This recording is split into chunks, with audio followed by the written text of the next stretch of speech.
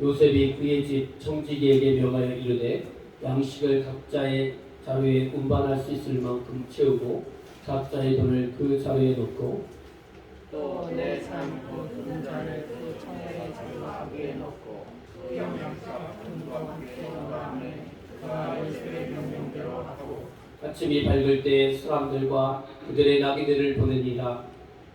그들의 삶에서 나가 너희를 나가기 전에 요셉이 청지기에게 일어나 사람들의 뒤를 따라가서 그들에게 이것은 내 주인이 가지고 마시며 늘 점치는 데 쓰는 것이 아니냐. 너희가 이같이 하니 악하도다 하라. 청지기가 그들에게 따라가서 그대로 말하니 그들이 그에게 대답하되 내 주여 어찌 이렇게 말씀하시나이까. 당신의 종들이 이런 일은 결단코 아니하나이다. 우리 자리에 있는 분도 우리가 가난한 땅에서부터 당신에게 붙잡으면 우리가 어찌 당신의 주인의 집에서 눈을 묻게 하리이까. 당신의 종들 중 누구에게서 발견되든지 그는 죽을 것이요 우리는 내 주의 종들이 되리이다. 그가 이르되 그러면 너희 말과 같이라. 그것이 누구에게서든지 발견되면 그는 내게 주인이 될 것이요 너희는 죄가 없으리라. 그들이 각각 급히 자루를 땅에 내려놓고 자루를 각기 푸니 그가 가난한 자에게서부터 시작하여 나의 적은 자에게까지 조사하라. 그 잔이 베냐민의 자루에 설명되니라. 아멘. 우리 함께 인사 나누겠습니다. 샬롬. 주님의 이름으로 사랑합니다. 한 주간 평안하셨습니까?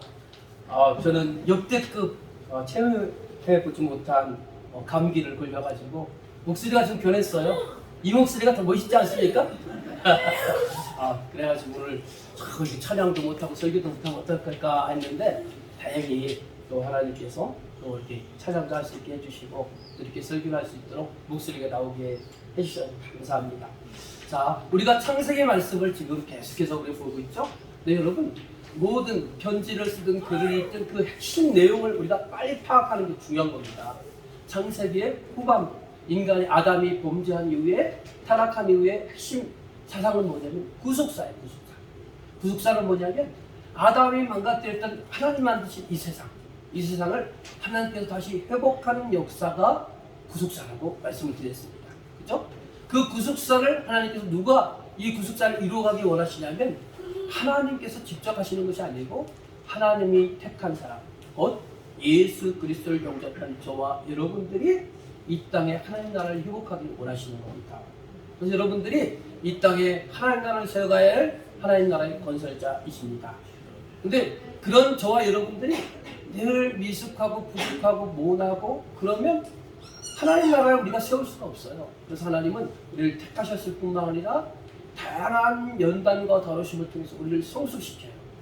우리는 부모님 가정에 태어나서 오랫동안 그 가정의 가문 속에서 경험했던 삶의 환경들, 또 부모와의 인격적인 교제 속에 나타난 인격들, 그런 것을 통해서 우리가 살아가는데요. 안타깝게도 우리의 인격이나 우리의 모든 삶의 모습들이요, 삐뚤어지고 왜곡된 모습들이 많이 있다는 거예요. 그래서 우리가 상처난 모습으로 살다 보니까 세상을 우리가 얼마든지 풍요롭고 여유롭고 또 너그럽게 살 수 있는데, 그 어려서부터 잘못되어 왔던 이 환경과 기질이요, 나의 인격이요, 그 삐뚤어진 시각을 가지고 우리가 세상을 살다 보니까 세상이요 다 비관스럽고 내 주변에 있는 모든 사람들이 나에게 원수 같고 그렇게 느껴지는 거예요. 하나님은 그런 우리들을, 모나고 부족한 우리들을 여러 가지 삶의 훈련과 연단을 통해서 우리의 인격을 깨닫게 하시고 성숙케 하셔서 그 성숙한 우리들이 다른 부족한, 내가 전에 예수 그리스도를 믿기 전에 겪었던 그런 사람들, 아직도 예수 믿지 않는 사람들이 여전히 또 미움과 시기와 질투와 편협 속에 살아가는데 그들을 포용해주고 그들을 또 인도해주고 그들을 또 격려해서 그들을 하나님의 품으로 인도하는, 이것이 하나님 나라를 세워가는 방법이라는 것입니다. 그래서 창세기에서는 여러 인물을 통해서 그런 일을 한다고 말씀을 드렸어요. 우리가 아브라함, 또 이삭, 야곱, 이런 사람들을 우리가 다루고 있잖아요. 오늘 요즘엔 본문에 요셉이잖아요. 이런 사람들이 다 똑같은 거예요. 그 사람들이 하나님께 택함받은 사람이지만 처음부터 인격적으로 훌륭한 사람이 아니었어요. 원하고 부족했는데 하나님이 다루심, 이 모양 저 모양으로 다루심을 통해서 그들의 인격이 좀 풍성해지고 그것을 통해서 하나님 나라가 좀 더 확장된다는 것입니다. 자, 우리가 지난주 말씀의 배경은 뭐냐면 이제 야곱이 살기는 가나안 땅에 큰 기근이 일어났어요. 그런데 식량을 구할 수 있는 곳은 오로지 애굽이었다는 거예요. 그래서 자기의 자식들에게도 너희들 애굽에 가서 식량을 사라. 그래서요 식량을 사러 애굽에 갔는데 그 애굽의 총리가 그 야곱의 그 자식들을 간첩으로 오인해가지고 너희들 이 땅을 정복하고 영탐하러 온 간첩 아니냐? 그래서 그들을 몰아세우고요. 그들이 또 이런 전후좌우를 설명하면서 우리가 간첩이 아니고 우리는 가나안 땅에 사는 사람들이고 또 우리의 식량을 얻으러 왔습니다 하고 얘기를 해요. 그때 이제 그 애굽의 총리가 뭐라고 하냐면 너희들 혹시 다음에 식량을 구하러 올 때는 너희의 막내 동생인 베냐민을 꼭 데리고 와야 나를 볼 수 있다라고 얘기를 하고 그들이 식량을 구해서 가나안 땅으로 갔습니다. 근데 여러분 식량이라는 것이 계속 공급되지 않으면 언젠가 떨어지잖아요. 그죠? 이들이 귀하게 얻은 그 애굽에서 얻은 식량을 갖고 가나안에 왔는데 점점 식량이 떨어져 가요. 그래서 다시 식량을 사러 가야 돼요. 그런데 다시 애굽으로 내려가려면 애굽의 총리가 뭐라고 했냐면 너희의 막내 동생인 베냐민을 데려오라고 했어요. 그런데 그 야곱에게 있어서 이 베냐민은요 자기의 생명과 같은 거예요. 절대로 떼려야 뗄 수 없는 자식이에요.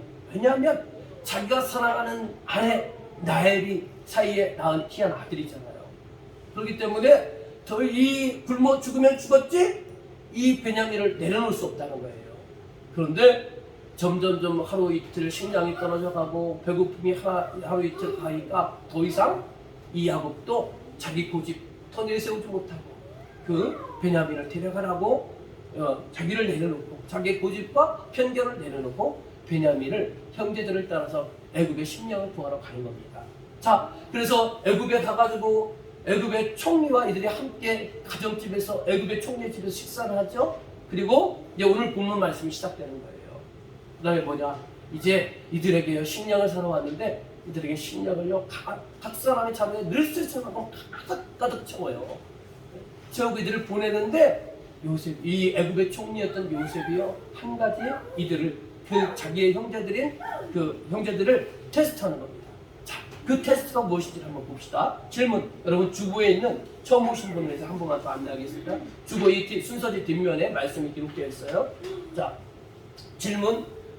요셉의 은잔을 누구의 자루에 넣었습니까? 자, 읽어봅시다. 44장 1절 2절. 자, 시작.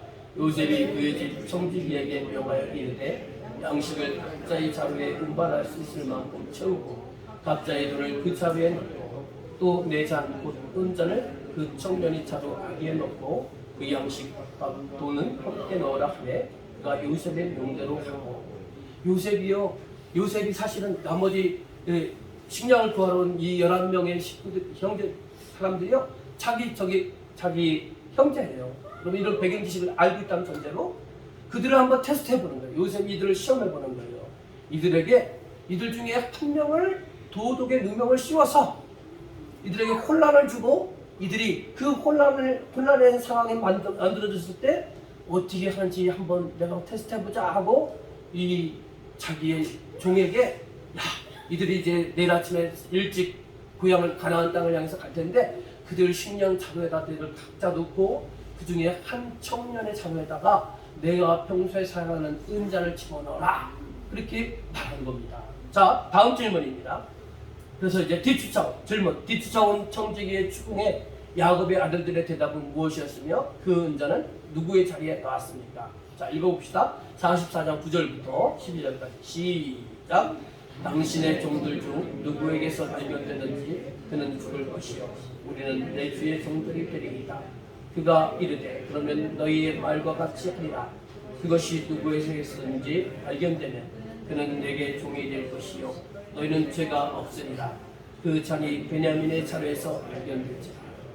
자, 이들이 자루를 식량을 가지고 고향 땅, 그들의 아버지가 거하는 가나안 땅을 향해서 새벽같이 떠났어요. 그때 요셉이 자기 종에게 말하는 거예요. 저들이 성에 빠져나가기 전에 얼른 가서 그들이 내 은잔이 없어졌으니까 혹시 너희들 중에 이 은잔을 훔쳐가지 않았느냐 하고 한번 살펴보라고 갔어요. 그리고 나서 그 종이요, 이 형제들을 만나서 그 얘기를 하는 거예요. 그때 형제들이 뭐라고 얘기를 합니까? 그럴 일 절대 없습니다. 우리는 이 애굽의 총리의 은잔을 훔칠 그런 도둑놈들이 아닙니다. 한번 우리 자료를 한번 살펴보세요. 그리고 이 자료에서 혹이라도 그 은잔이 발견되거든 그 발견된 사람은 죽이고 우리들은 다 종으로 삼으십시오 라고 이렇게 말을 하는 것입니다. 그래? 이 종이 또 이 요셉의 종이 그렇다면 니들의 말대로 그럼 받았지. 한번 조사해보자. 그래서 일일이 그 첫째 형부터 조사해봤는데 맨 막내 베냐민의 그 자료, 식량 자료에서 애굽의 총리가 쓰던 은잔이 발견이 된 겁니다. 네? 이 은잔이 발견됐어요.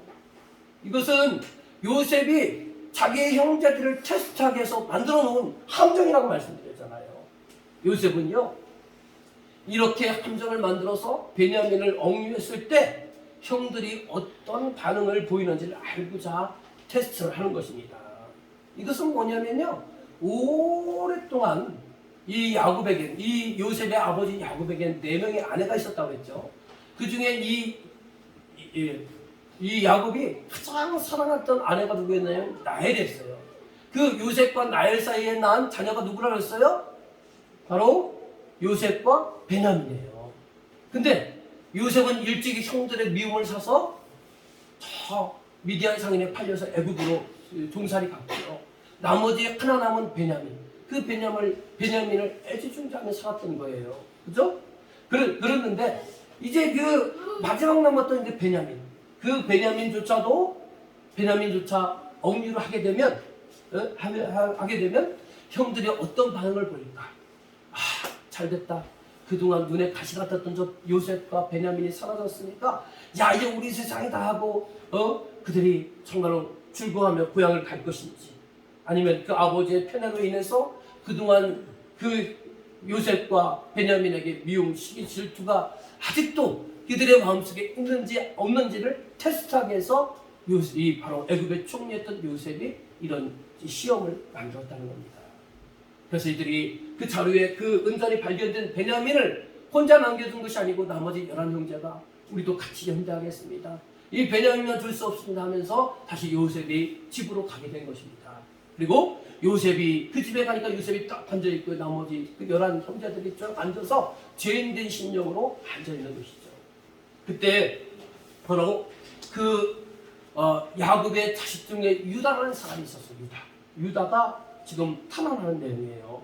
자, 유다의 탄원 첫 번째 내용은 뭐냐면 유다는 전나라의 가호에 대한 진실한 참회, 회개를 했다는 거예요. 여기 말씀 읽어볼게요. 자, 창세기 44장 16절 시작. 유다가 말하되 우리가 내 주께 무슨 말을 하오리까? 무슨 설명을 하오리까? 우리가 어떻게 정직함을 나타내리까? 하나님이 종들의 죄악을 내셨으니 우리와 이전에 발견된 자가 다 내 주의 교회가 되겠나이다. 유다가 그 요셉 앞에서, 애굽의 총리 요셉 앞에서 그 벌어진 상황, 베냐민의 그 자루의 쌀자루에서 그 은잔이 나온 그 상황을 보고 따라서 변명을 할 게 없고 아무 말 할 게 없습니다. 이 일을 곰곰이 생각해 보니까 이 일은 당신께서 한 것이 아니고 하나님이 우리들의 죄악을 깨닫게 하기 위해서 일을 벌였다고 이렇게 유다가 고백하고 있는 거예요. 무슨 일이 있었습니까? 예전에 요셉이 아버지의 품에서 있을 때 나머지 형들이 저 양을 치러 먼 곳에 갔었어요. 아버지가 그 요셉에게 시켰어요. 야, 형들이 일을 잘하고 있는지 어떻게 생활하고 있는지 한번 보고 와라. 그래서 요셉이요, 그 형들이 일하는 데를 찾아갔어요. 그때 형들이 어떻게 했습니까? 야, 저기 우리의 아버지의 사랑을 독차지하는 저 요셉이 오고 있다. 우리의 미움과 시기의 대상인 저 요셉을 이번 기회에 잘됐다. 저를 죽이자. 그렇게 그들이 이기투하고요, 이 요셉을요 큰 부동에 가두잖아요. 그러다가 마음이 바뀌어서 미디안 상인에게 은 20냥을 받고 팔아버리잖아요. 의외로. 그 과거에 있었던 일. 그 과거에 요셉이 그 구덩이에 빠져서 형들에게 외치는 거죠. 형님들 잘못했습니다. 저 좀 구해주세요. 저 좀 살려주세요. 이렇게 간절히 그 형들에게 애원했을 텐데 형들은요. 그 요셉에 대한 또 아버지에 대한 얼마나 미움과 시기와 아버지의 편애에 대한 그 질투가 강했는지 요셉이 애원하는 요셉을 들어주지 않고 그를 죽이려고 했다가 마지못해 그 애굽의 노예로 팔아버린 것입니다. 지금 유다가 먼 훗날 지나서 유다가요 그 애굽의 총리인 요셉 앞에서 이런 베냐민이 총리의 그 은잔을 훔쳤다는 그런 오해를 받은 상황 속에서 그가 말한 것은 무엇이냐면 이 모든 일은 하나님께서 내가 과거에 지었던 죄를 깨닫게 하기 위함이라고 자기의 죄를 고백하고 있는 것입니다. 여러분 우리는 그렇지 않습니까? 우리 기독교인들은요 우리가 조금만 신앙이 있다면 그런 마음을 가져요. 우리가 여러분의 교통사고 났다. 그런 사고가 나면 어떤 생각이 듭니까? 교통사고 나거나 일이 잘 안 풀렸다. 내가 지난번에 주일 예배를 빼먹었더니 하나님께서 이렇게 또 이 모양을 치셨구나. 이런 생각이 들잖아요. 물질적으로 좀 어려움을 당하면 지난번에 내가 너무 어려워서 11조를 빼먹었는데 하나님이 이 모양으로 또 치셨구나. 이런 생각이 들잖아요. 이거 신앙과는 좀 다른 얘기인데요. 저는 제 아버지가 이제 지금으로부터 18년 전에 돌아가셨는데 저희 아버지가 되게 순한 사람이고 또 술을 안 드셨을 땐 좋은 사람인데 술만 드시면 180도로 바뀌는 사람이에요. 그래서 우리가 아버지가 술 드신 그날은 우리 가족이 참 비상이 되는 그런 날이에요. 그러면서 아버지로부터 많은 시달림도 당했고 또 맞기도 하고 그랬어요. 그러다가 내가 어렸을 때는 일방적으로 당했지만 점점 성장하잖아요. 이제 거의 청년 때 되니까 아버지가 똑같은 현상이 있을 때 어떻게 했느냐면요. 퇴들었어요. 때리는 거 맞고 어느 때는 순간적으로 감정적으로 또 한 대 이렇게 때리긴 했어요. 참 못됐죠? 근데 아버지가 돌아가셨어요. 돌아가셨을 때 제일 후회되고 제일 많이 떠오르는 게 뭐냐면 그거였어요. 그거. 바로 지금 유다가 지금 그런 상황인 거예요. 지금 자기가 은자를 훔치진 않았지만 하여튼 자기 동생 베냐민이 은자를 훔친 것으로 오해를 받아가지고 지금 애굽의 총리 앞에 했는데 그 상황을 보고 유다는 뭐는 고백을 했냐면 이것은 바로 과거에 우리의 동생 그 요셉이 있었는데 그를 살려달라고 애원해도 우리가 그를 무시하고 그를 미디안 상인에 팔았고 애굽의 노예로 팔았던 그 죄를 하나님께서 깨닫게 해주셨기 때문이라고 지금 고백하고 있는 것입니다. 여러분 주보 첫 번째는 맨 밑에를 보세요. 빨간 것이 광야는 같이 읽어봅시다. 시작. 광야에서는 자신의 잘못이 무엇인지 회개의 방향이 어느 쪽인지를 찾아내는 일이 중요합니다. 광야가 뭡니까? 여러 번 설명했지만 우리 인생에 꽤 뒤틀리고 왜곡되고 내 뜻대로 안 되는 여러 가지 인생의 문제들이 광야 아니겠습니까? 고난의 광야 아니겠습니까? 그럴 때 우리가 고난 앞에서 우리가 또 생각되어지는 것은 무엇이냐? 내가 하나님 앞에서 얼마나 바로 세워졌는가를 깨닫게 하는 하나님의 시간이라는 거예요. 하나님 우리에게 우리를 뒤돌아보도록 하는 회개의 시간이라는 겁니다. 그러니까 여러분 일이 안 풀리고 잘못되고 왜곡되고 힘들 때 여러분 원망도 하고 불평도 하고 누구 탓도 하지만 그러나 여러분 신앙인이잖아요. 하나님 믿는 사람이잖아요. 그때 다시 신앙으로 돌아가고 하나님 앞에 서서 하나님 정말 하나님 이런 고난을 통해서 깨닫게 하시는 것이 무엇입니까? 하나님 알게 주시옵소서라고 간구하고요. 자기의 잘못된 죄를 회개하는 저와 여러분 되시기를 주님의 이름으로 간절히 축원합니다. 두 번째 이 유다의 탄압은 뭐냐? 두 번째는 늙은 아버지에 대한 지극한 효성이었다는 거예요. 자 창세기 44장 30절 31절 읽어봅시다. 시작. 아버지의 생명과 아이의 생명이 서로 하나가 되어 있거늘 이제 내가 주의 종 우리 아버지에게 돌아갈 때 아이가 우리와 함께 가지 아니하면 아버지가 아이의 없음을 보고 죽으리니 이같이 되면 종들이 주의 종 우리 아버지가 흰머리로 슬퍼하며 수로 내려가게 함입니다. 한마디로 뭐냐? 아버지와 이 베냐민의 생명은 일체라는 거예요. 아버지와 이 베냐민을 뜨겁게 사랑한다는 거예요. 그러면서 유다가 차초지종을 얘기하는 거예요. 우리가 처음에 이 애굽의 식량을 구하러 왔을 때 총리께서 뭐라고 말씀하셨습니까? 우리 가족사에 대해서 물어보지 않으셨습니까? 너희 아버지가 있느냐? 그랬을 때 저희가 대답했잖아요. 가나안에 우리 아버지 야곱이 계시고 또 우리가 같이 모든 형제가 있는데 한 형제는 짐승에 물려 죽었는지 행방불명이고 나머지 한 명 베냐민이 있는데 그 베냐민은 그 아버지가 애지중지해서 도저히 데려오지 못했습니다. 그렇게 얘기를 했지 않습니까? 주님께서는 너희들이 식량이 떨어졌을 때 혹이라도 다시 식량을 구하러 온다면 그 베냐민 데려와야 식량을 준다고 하지 않으셨습니까? 그래서 우리가 식량이 떨어졌고 다시 이 애굽으로 와야 되는데 이 베냐민을 아버지의 품으로부터 허락을 받아야 되는데 아버지가 이 베냐민 관계를 알기 때문에 저희들이 너무나 힘들었습니다. 아버지의 생명과 베냐민의 생명이 하나로 연결되어서 그를 아버지의 품으로부터 떼어놓을 수가 없었습니다. 그러나 우리가 너무나도 배고팠고 너무나도 먹을 것이 없었기 때문에 아버지도 그만 그 고집과 그 집착을 내려놓고 지금 베냐민을 우리 편에 보낸 것입니다. 그런데 이 베냐민을 내려놓고 우리만 식량을 가지고 가나안으로 가라앉게 하신다면 우리는 가서 식량 밥을 얻어 먹을 수 있어 좋겠지만 우리 아버지가 죽을 수밖에 없습니다. 왜냐하면 아버지와 베냐민의 생명은 하나이기 때문에 그렇습니다라고 간절하게 이 총리에게 베냐민에 대해서 정말 도와달라고 그를 풀어달라고 이렇게 유다가 간절하게 요청하고 있어요. 그 이유는 뭡니까? 그냥 자기들 돌아갈 수 있어요. 밥을 먹을 수 있어요. 그러나 베냐민을 안 데리고 가면 아버지가 어떻게 된다고 했어요. 여기 성경에 기록된 표현에 의하면 여기 맨 끝에 주의 종 우리 아버지가 흰 머리로 슬퍼며 스올로 내려가게 함이라. 스올이 어디냐면 죽은 자들이 가는 곳이에요. 그러니까 이 베냐민 안 데려가면 우리 아버지가 죽는다는 거예요. 그러니까 꼭 데려가야 합니다라고 간절하게 아버지를 위해서 베냐민을 위해서가 아니고 아버지를 위해서 아버지가 죽사오니 제발 좀 이 베냐민을 풀어달라고 그렇게 간청하는 것입니다. 바로 자, 저 세 번째 탄원 3번 이 유다의 세 번째 탄원은 뭐냐면 동생 베냐민에 대한 희생적 사랑이 있었다는 거예요. 자, 말씀 읽어봅시다. 창세기 44장 33절. 자, 시작. 이제 주의 종으로 그 아이를 대신하여 머물러 있어 내 주의 종이 되게 하시고 그 아이는 그 형제들과 함께 돌려보냈었어. 그게 뭐예요?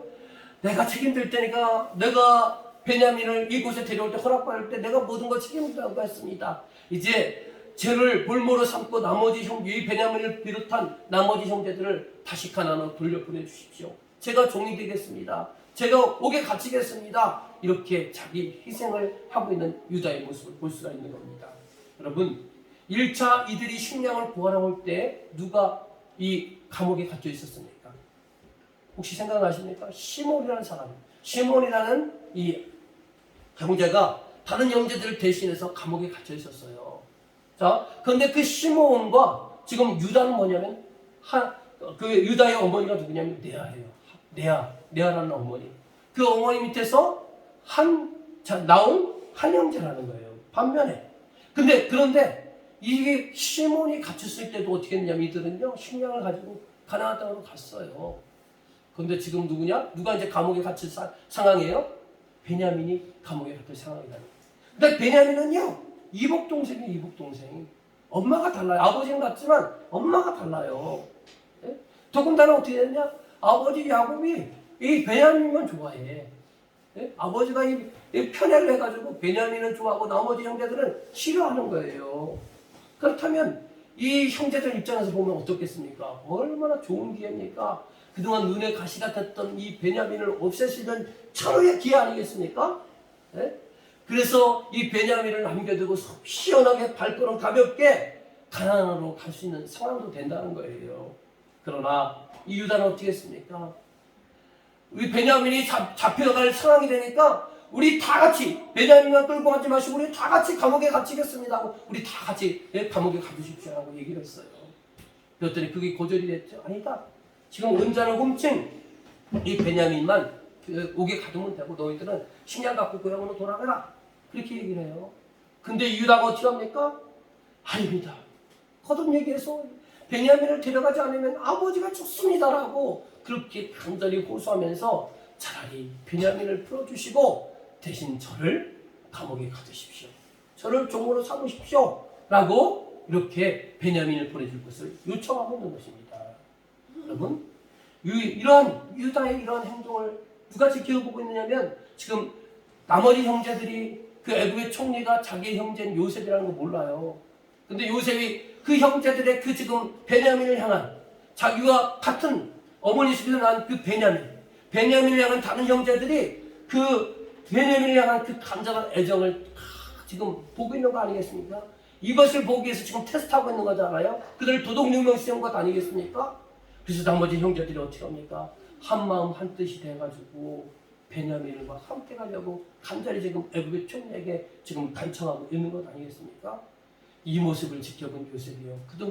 그동안 오랫동안 품어왔던 자신의 한, 비록 자신이 잘못이 아니라 자기의 아버지의 편애로 인해서 자기가 형제들로부터 미움과 시기와 질투를 받았는데, 그래서 이런 애굽에 팔려갖고 20여 년 동안 종살이를 하고 고된 세월을 살았는데, 근데 그런 형들이 아직 이 베냐민에 대한 태도를 보면서 저렇게 베냐민을 애지중지하는 것을 보면서 그동안 쌓였던 한이, 마음의 한이 다 내려앉았다는 거예요.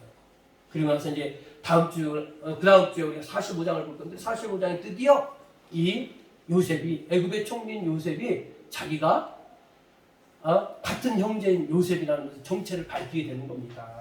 자, 우리가 여기 한번 읽어봅시다. 세 번째 면에 그 손가락 모양으로 된 거. 두 번째 면, 공동체가 서로 반목 질시할 때. 자, 시작. 공동체가 서로 반목 질시할 때 나타나는 상황은 한 사람이 약점이나 실수가 드러나면 모두가 비난하고 공격을 하고 모든 책임을 그에게 전가시키려 합니다. 비냐민에게 인하여 위기 상황으로 몰렸는데도 유다는 동생을 탓하지 않고 자신의 비밀을 책임지겠노라고 나섭니다. 결국 이러한 리더십은 유다 지파의 장자권의 왕의 리더십과 연관되어 훌륭함을 보게 됩니다. 자, 오늘 본문 말씀 제가 장황하게 설명했지만 뭡니까? 아무튼 베냐민이 고의로 한 것은 아니지만 베냐민이 범죄한 거와 마찬가지잖아요. 그래서 자기들이 식량 갖고 가나안 땅으로 가야 되는데 갈 수 없게 된 거잖아요. 문제의 원인이 누구였어요? 베냐민이었잖아요. 그토록 눈에 가시 같았던 베냐민이었잖아요. 그죠? 그 베냐민이 실수했을 때 나머지 형제들이 어떤 태도를 보였습니까? 야, 임마, 너 왜 그거 훔쳐가지고 우리의 식량 못 갖고 왜 고향 못 가게 해? 그렇게 그 베냐민에 대해서 비판하고 험담하고 그의 약점을 지적하고 그렇게 했습니까? 아니잖아요. 비록 유다가 이 형제들을 대표해서 얘기를 했지만 지금 형제들은 한마음 한뜻이 된 거예요. 그래서 실수한 베냐민을 탓하거나 비판하거나 지적하지 않고 그의 실수를 나머지 형제들이 지금 덮어주고 같이 책임을 공감하는 공동체 의식을 갖고 있잖아요. 그렇죠? 여러분, 여기에 마지막 읽은 유다 지파의 장자권의 왕의 리더십과 연관되었다고 얘기했죠. 유다가 이렇게 희생적이고 이런 왕 같은 리더십으로 이렇게 하니까요, 하나님께서 어떻게 하느냐? 여러분, 이스라엘의 다윗이 어떤 가문에서 출생한 줄 아십니까? 이스라엘의 최고의 왕이었던 다윗왕, 바로 유다 지파. 이 유다의 먼 후손을 통해서 다윗이라는 왕이 나왔고요. 또 그 먼 후손을 통해서, 유다의 먼 후손을 통해서 예수 그리스도가 이 땅에 오셨다는 거예요. 그죠?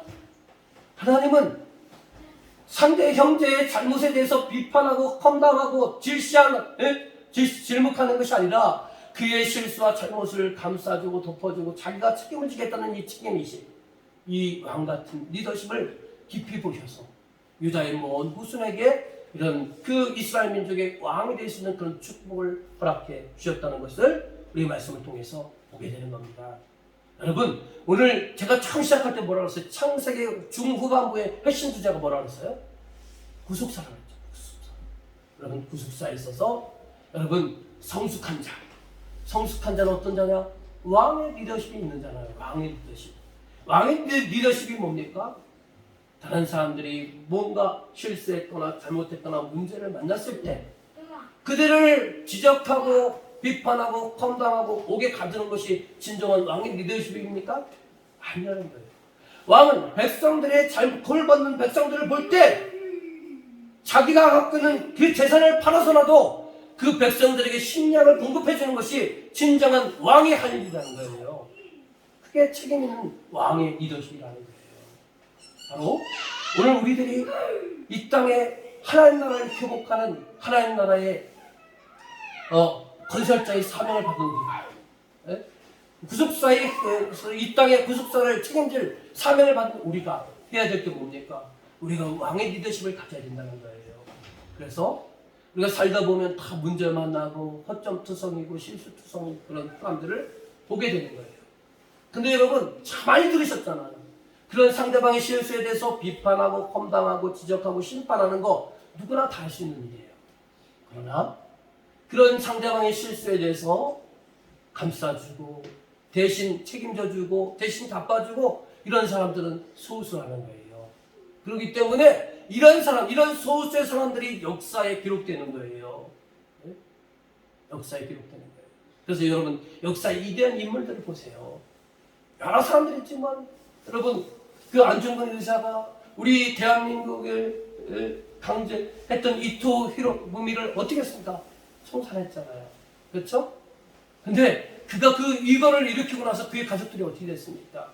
그의 가족들은요, 한영재는 죽고 일찍이 죽고 한영재는 일제히 강압에 의해서 마지못해 굴복하기도 하고 가난과 배고픔에 찌들었다고 했잖아요. 그렇죠? 여러분 그렇게 힘들고 어려운 삶을 살았지만 그런 의로운 삶을 살기 때문에 아직도 세월이 많이 흐르고 안중근이라는 의사는 지금 우리 눈앞에 보지 못하지만 그를 우리가 추앙하는 것 아니겠습니까?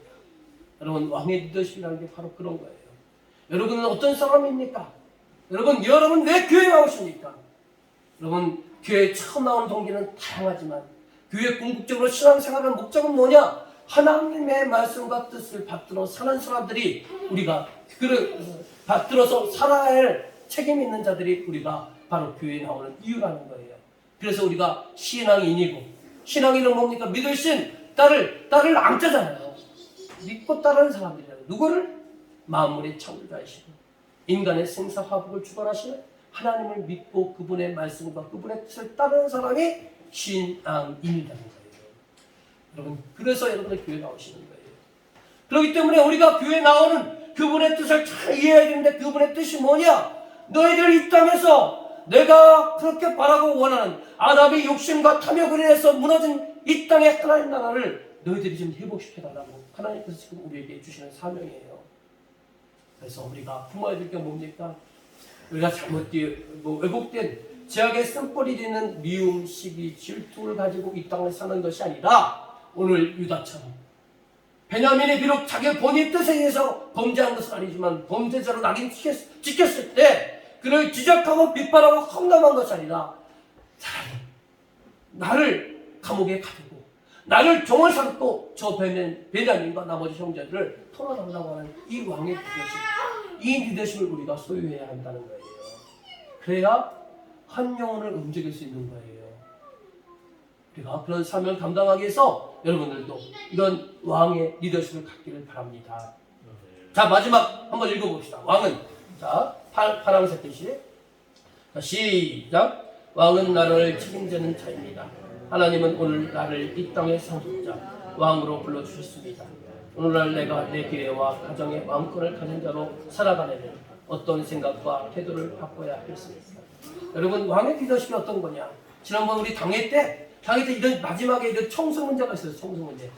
작년에 청소를 첫째 주에 권사님들이 하고 둘째 주에 집사님들이 하고 그렇게 하다가 한 달에 4주가 있을 때는 홀수작수 다 되니까 문제가 없었는데 한 달에 5주째 걸리는 달이 있으면 마지막 주에 권사님이 하고 권사님들이 하고 그 다음 주 첫 주가 되니까 또 홀수니까 권사님들이 하는 문제점이 있었습니다.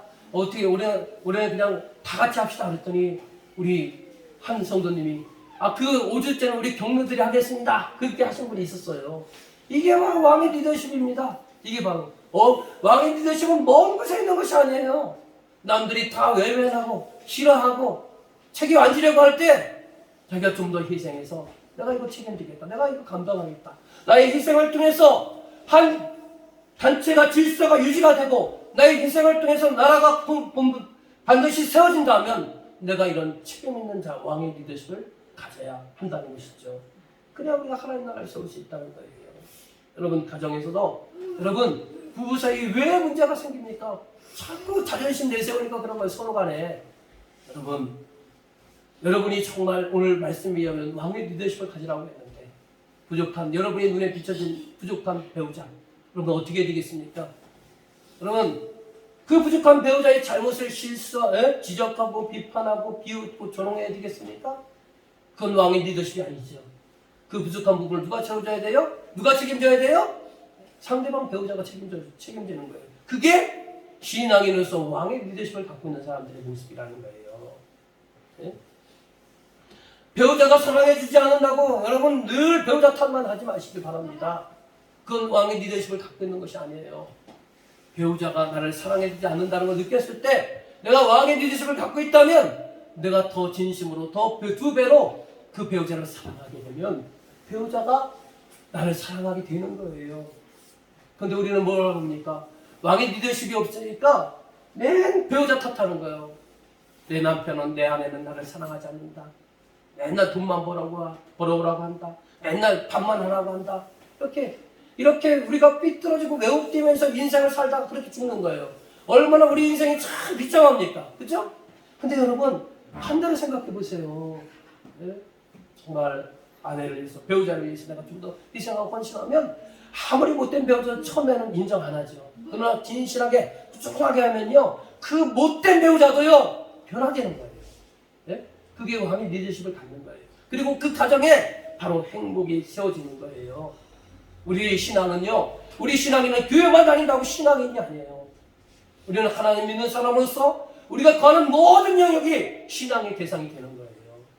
그 위해서 우리가 왕의 리더십을 가지고 책임지고 섬기고 사랑하면 우리가 거하는 그것이 천국이 되고 그것이 천국이 뭐예요? 하나님 나라가 되는 거잖아요.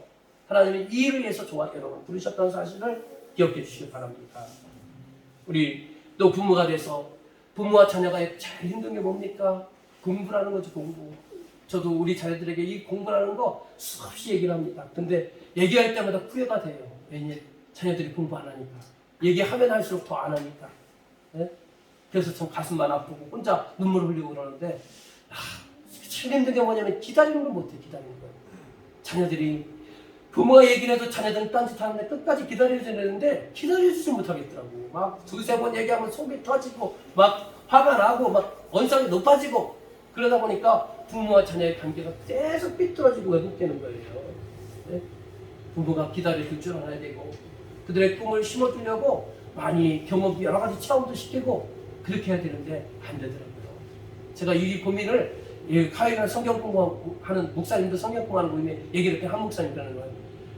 그거 억지로 공부하라고 시키지 말고 체험 좀 많이 시키래. 이것저것 하라는 거예요. 근데 여건이 돼. 이거 핑계지만 여건이 안 된다고 해서 핑계 된 거예요.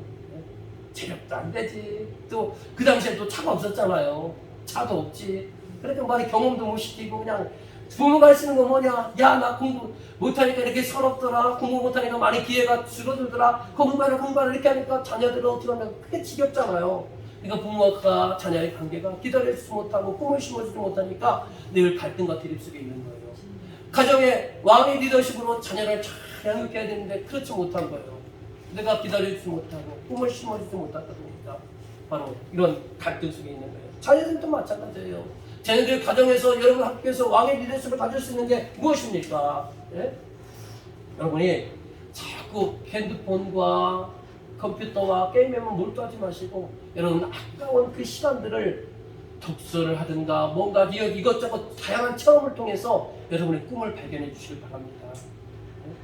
그래서 여러분 왕의 리더십을 가지셔야 되잖아요. 하나님이 여러분들을 이 땅에 보내주셨어요. 근데 이 땅에 와서 젊을 때 아무 생각 없이 꿈 없이 그냥 컴퓨터를 통해서 시간을 보내고 핸드폰의 게임을 통해서 시간을 보내면 그것보다 제일 불행한 것이 없는 거예요. 공부하라는 얘기가 아닙니다.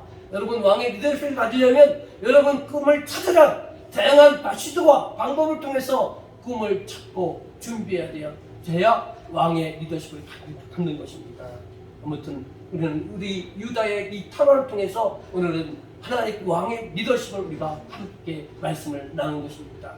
여러분 얼마든지 반목하고 질시하고 비판하고 황당할 수 있는 그런 상황 속에서도 우리가 그들을 책임지고 그들을 또 감싸주고 그들을 이해하고 그들을 도와주는 이런 왕의 리더십을 통해서 우리가 거하는 모든 영역 속에서 하나님의 나라를 세워가기를 주님의 이름으로 간절히 축원합니다. 기도하겠습니다.